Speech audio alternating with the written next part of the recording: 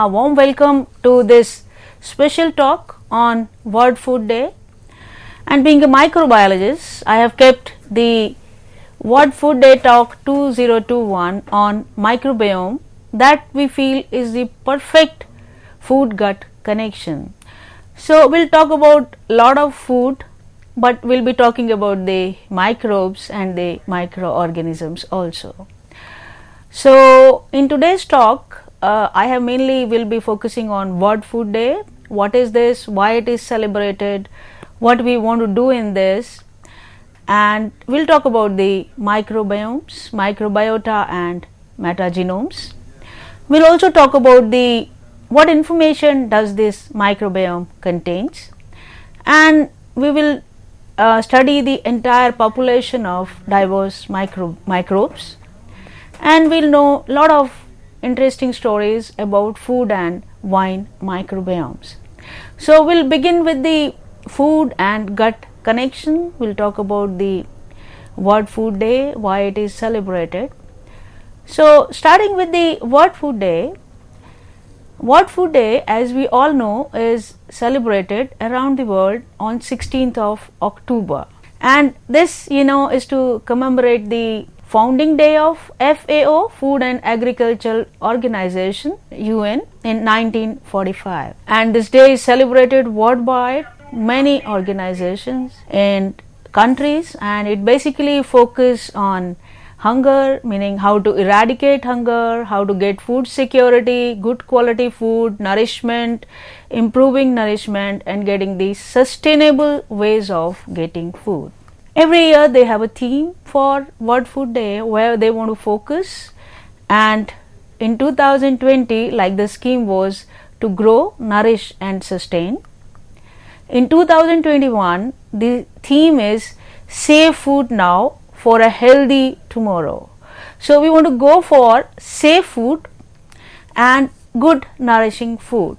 So when a microbiologist, what does this World Food Day mean to a microbiologist like me? So when I am invited for a talk on World Food Day, I am going to talk about the microbiology of the food, how the microbes can make it better for you, and what all we must know for microbes. They were much simpler, but when we talk about microbes, and especially in context to a food, it becomes an entirely different scenario now. So I will take you to the scene of food microbes today, and I will, as usual, like to start with a funny note. So when we were young, we started microbiology, and we used to routinely, whenever we talk about microbes, it's just a funny note that you come out of the microbiology classes, you feel like washing hands because too much of microbes. But when we talk today, we will not be, we'll be talking more about food buckets, wines and drinks, and we'll be focusing on macro minerals, the nutrients which we have in food, and the maybe vitamins and the polyphenols which we have in wines, tea, coffee and chocolates, etc. And before we begin, I just want to say one thing, that food is not a syrup of these chemicals. It is much more than that. And we'll be talking about the microbes associated with them. So we try to focus on gut microbiome because it is the gut which receives most of the food from us, and so that basically the microbes there is the connection between the gut and the food, and we have several organisms present, maybe their count goes in millions. And so before I got to go one by one, so I start with this, first defining what is a microbiome, and then what is a genome, and how food is connected to all these organisms, these terms. So to begin with, I like to define what is microbiome. Microbiome includes the microbes, and in the microbes we do talk about their genes in the given environment. It's like in our case it is the gut. We have another term that is microbiota, which we've been using for years now, and now probably is getting obsolete, because in microbiota what we used to talk about is the diversity of microorganisms, meaning on the basis of morphology we used to identify the microbes and then study their diversity. But in microbiome we do name them, like it is a bacteria, it is a fungi, it is lactobacillus, it is some other bacteria, but we also talk about their genes and we treat them in genes. And in microbiome another important thing happening is that we have a fixed environment, like in our food. When we are studying this with reference to food, we will be talking about the gut environment. So when I am studying all the microbes present in a gut, and when I am studying them through their genes, I would say I am talking about the microbiome. And another term which is coming up, which is a bit recent, is metagenome. So what is metagenome? Metagenome refers to all the genes in an environment. So the terms are gradually, in microbiota we used to focus on the morphology, but in metagenome it's gone. So we just take what? We take the gene and we identify that this gene belongs to this bacteria or this virus, and we forget about their morphology. So in metagenome what happens? We have many more organisms, microbes, which are not identified. We don't have their description already given. But metagenomics is better in many sense, in a way that in microbiome, that is where we are doing the study based on the genetics, we have a good opportunity to study the theater of activity they are performing. Like in my gut, if I am studying them as microbiome, I would know what all they are doing there, and their dynamics also I can understand quickly, and the interactive environment and their change from time to time and the scale of the change. I can do all that when I am doing this study with the help of genes or the genome. When I treat that environment as one genome, I call that as microbiome. So it's an advancement, I said, from the methods which we've been using earlier. Earlier what we used to do in my laboratory also, I remember I used to culture these microbes and I used to work with these Petri plates and then identify them under the microscope. But this method had a lot of limitations for me as well, meaning you don't get accurate classification very often, and when you are dealing with millions of the organisms, it's very hard. This method cannot work forever. So we got the new methods, that is the metagenomic methods. What we do in here is we isolate all the sequences from an environment, and then what we do is we give names to these sequences, meaning another concept which is very trivial or preliminary in this is, like in morphological identification, we say this is this bacteria based on the identification. But in metagenomics, we really very often cannot give them the name of a species. So instead of species, we would say it is this OTU, meaning this is one taxonomic unit. I cannot identify that unit. In many cases I can identify. So this is just analogous, this term is analogous to species, but in metagenomic analysis, when I have to call for a species, I would say this is an OTU.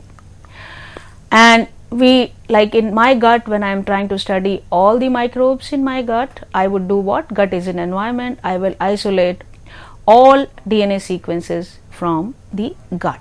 And the DNA sequences, another feature, which sequences we identify, we can isolate all the sequences. And another way is that we use marker sequences. Those are ribosomal rRNA sequences. And what is special about these microsomal rRNA sequences is that they have a conserved region and they have a variable region. Up to 9 variable regions they have. And what happens is, with the variable region, when we compare, we have a defined taxonomic unit for that. So if we get that unit, we say this is this bacteria. If it is pre-identified, then only we can give the name. Otherwise, we would know that this is OTU1, OTU2. So this is how we know how many sequences in this sample. This picture here shows, again, I am a routine speaker here in bioinformatic lectures, and this is a picture from my classroom work, my research work, where I have 256 sequences from fungi, and I have amplified and sequenced the rRNA sequences, and I have taken the ITS region because the ITS region is the most popular one for identifying fungi by molecular methods. So this is how we identify the fungi. So in metagenomic identification of bacteria from my gut, what I'll do is I will isolate all the sequences present in this, and based on the variability I will give them a name, meaning this is this bacteria, this is this virus, this is how we do it. So in microbiome, the method remains the same, and it could be for anything. On World Food Day, this method could be used for sustainable agriculture, identifying the microorganisms in the soil, or maybe for identifying the microorganisms in the gut, or if I want to identify them in saliva, in our mouth. Everywhere the same procedure goes. We isolate all these sequences in that region, and then we amplify those, sequence those, and then we identify the sequence and give that a name, that this is this particular bacteria, this particular fungi, or maybe this particular virus. So in metagenomics, gut microbiome, what is our objective? Our objective is to study who all is present. Like in my gut, again, I would like to know which bacteria, meaning which bacteria, which fungi, who all is present, in what is their number, what is their dynamics, and what they are doing. Meaning, like in my gut, there are several microbes in my intestine which are actually secreting drug for me. So I should know what they are doing, in my intestine, and then how they are doing. They are secreting a chemical, or they are stopping the work of some other microbe, or some other cycle, or some other reaction. So when I am talking about gut microbiome, and when I am dealing with food digestion, I would say in metagenomic methods I could know which all microorganisms are present in my gut, and what they are doing and how they are doing. This is the typical metagenomic method principle or the objective. So let us come to the food gut connection. The food gut connection, I said, is the microbiome, and the food is the important source of the microbiota in adults. So whatever microbes in my intestine is coming in the adults, it is coming from the food, what food we are eating. So again, in the connection, the preliminary thing is that we get food because in the mother's womb the child is in the sterile environment. Then how do he get this preliminary microbes for functioning of its body? It gets to the birth canal from mothers, and then it changes quickly according to the environment where it is, the child. And after a year or two, in the beginning the microbiome in my gut is shaped by the microbes in the breast milk, and after that the environment and the other factors, they stabilize by time, and by the time we are 3-year-old, our microbiome or the microorganisms in my gut are stabilized. So we have a set microbes present in my gut. But after 3 years, as the environment changes and our long-term diet pattern, or maybe the stress or the drugs we take such as antibiotics, or as we age, like the microbiomes or the microorganisms, they keep changing throughout our life. There may be short-term changes, like if we take a diet, wrong diet or right diet, for a while it doesn't change it much, but if we consistently do that, it change our gut microbes. So the diet alteration, some facts I like to put forward here about the food gut connection is that diet alteration is 5 times more than genetic factors in governing the gut microflora. So I told you till 3 years it is mainly the genetic factors, but diet alteration is responsible for changing the gut microflora by up to 5 times. Then I said already, if we have short-term changes, if I am eating a wrong food today, the change are transient, meaning they can be reversed, but if I for a long term, if I keep the diet can change my gut microflora if I have the same diet pattern for a longer duration. So what is a healthy microbiome? So the healthy microbiome is the diverse microbiome. That means what? Like if in my gut, if I have 5 types of bacteria, and if I have 50 types of bacteria, 10 fungi, meaning the more is the number of the diversity, the healthier is the gut. And the diversity comes from where? Diversity comes from the diet. So the more diverse diet we take, more diverse is the microbiome. Here is a picture, an interesting research coming up from a group in USA. What they found is that with evolution, what has happened in the preliminary time, when the man was food gatherer, he had huge microflora in their gut. Then gradually with agriculture it reduced, and then in the industrial world where we eat pizza, pasta and lots of refined starch, what happens is this decreases the microflora, meaning the diversity. So our gut is not that healthy. And when in nowadays COVID times, corona times, when we eat sanitized food, it is further reducing, which is not good for our gut. I'll tell you gradually with several examples, several researches, that it is not good for us that we are eating sanitized food and we are living in the sanitized environment. So a bit about the history of microbiome. The term microbiome was coined by Lederberg, and he referred all the microorganisms together are called as microbiome.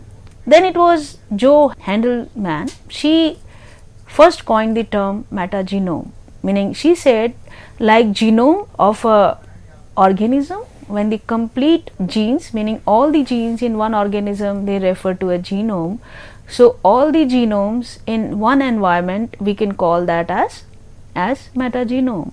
So she coined this term, and after this term and these methods became routine, gradually the taxonomic description of this species is getting replaced by OTUs, and especially for studying gut microflora we have several OTUs and they have been identified and described.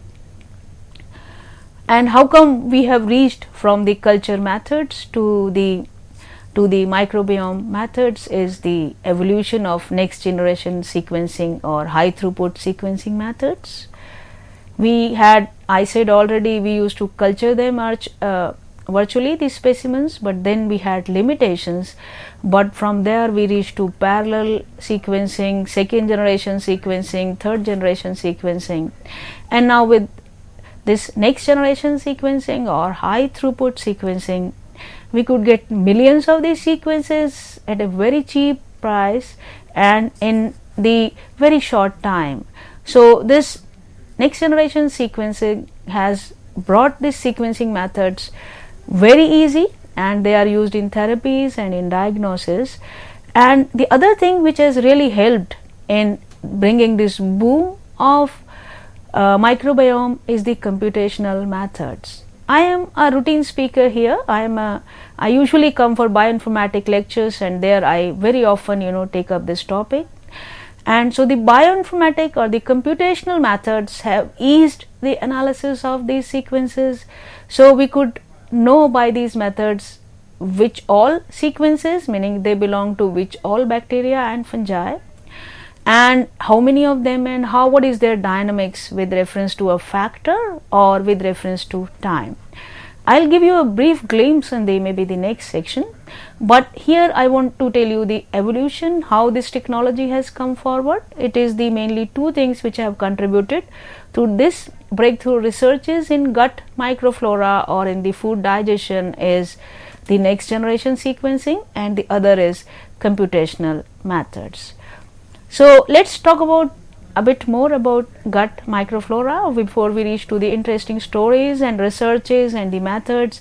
Is that in the beginning we used to say that the number of microbes outnumber our cells, meaning in my body the number of cells is 10 times less than the number of microbes in which I have in my body.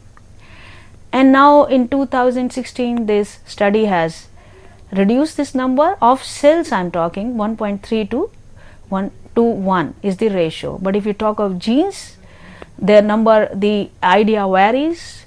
Generally, you know, people say they are 10 times, the number of genes in our body are 10 times microbial than our cell, our own genes. We are surrounded by 10 times more genes of the bacteria, and other studies they say these genes can be up to 200 times than our own genes. So there are huge number of genes, and they can be pathogens or they can be helpful symbiotic organisms, but these symbiotic organisms also turn up to be harmful very often when they get in wrong place or they boom in number. And some are very useful for our body, like they help us in breakdown of the sugars. Like I gave you the example of breast milk. In breast milk we have some bacteria which help us in breakdown of the array of sugars found in the breast milk, and these sugars otherwise could not be broken down by the infant who is depending on this breast milk. And the other key places where these microbes are playing important role includes the immune system, the nutrient to our bodies and cells, and preventing the colonization by harmful bacteria and viruses. So they not only secrete these substances, not only they help us in digestion, but also they help us in preventing in a fight with the harmful bacteria, pathogenic bacteria and viruses. Their presence doesn't allow the other bacteria to attack the body. So if you look at the picture of human being, the scientists say the picture should be like this, meaning we are surrounded by a huge number of microorganisms, and whenever we are going for any treatment, anything, we should take into consideration these microbes around our body. And it is believed that these human beings now should be called as human, not for human being, this is same term for plants, same term for any other animal which we have around, that we should call them as super organism or a holobiome, meaning they are not one organism, they harbor many other organisms, so they function as super organisms. And you know, this microbiome studies, once we have understood what is happening, is that they have led to another branch is called as microbiome engineering. So what does that mean? That means that once I know who all is present around me and what all they are doing, I can understand what is the core community, meaning in my body around me which all bacteria, fungi, viruses are present, and I can understand who all are always present. They refer to my core community. Then they could be said to be minimal community, meaning there are certain bacteria, certain microbes which are essential for my survival. They are minimal, they must be present there. If they are not present, I would die, I cannot survive. They refer to the minimal community of these microorganisms. And there is another one that we call as accessory microbiome. What does that mean?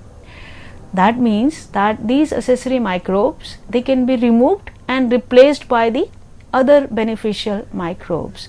So that opens a new era of study that we call as personalized medicine, or the specialized medicine which is prescribed for a special organism, meaning individualized, personalized for each organism based on the microflora they have around.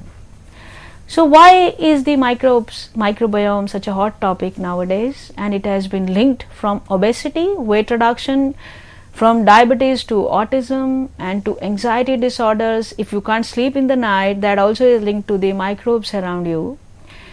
And gut microbiome, meaning what is happening in my gut, has also been linked to the how I am going to respond to one particular drug. Like it is especially useful in when we are treating the patients, cancer patients, and we can decide little about their response to the chemotherapy drugs which are giving them. And I told you already, it is tentatively, and it is also suggested that this could be linked to how we can sleep. So, you have a gut feeling, and we always say that my gut is saying this, I have this gut feeling. So, this gut feeling and this gut connection is these microbes, and this gut, is deciding most of the things in our system. So, how we study in microbiome is that I told you already, we'll take out all the microbes from the gut, and then we will amplify them, and then we will sequence them, identify them, give them a name, and then analyze them by several statistical methods to know their dynamics and temporal changes. So, the last important thing which I want to tell you in this section is that we have, after being breakthrough research is being done with this microbiome, the Human Microbiome Project is started, and this Human Microbiome Project worked in two phases. One was in 2007 to 2014, where one particular human being, healthy individuals were only studied, and they studied different part of these individuals. And in the phase 2, we are comparing the microbiota of healthy with the diseased one, and it is giving us breakthrough research and very interesting applications of this research, which is very useful for human being and especially concerning to the food and digestion. So, thank you very much for listening to me here.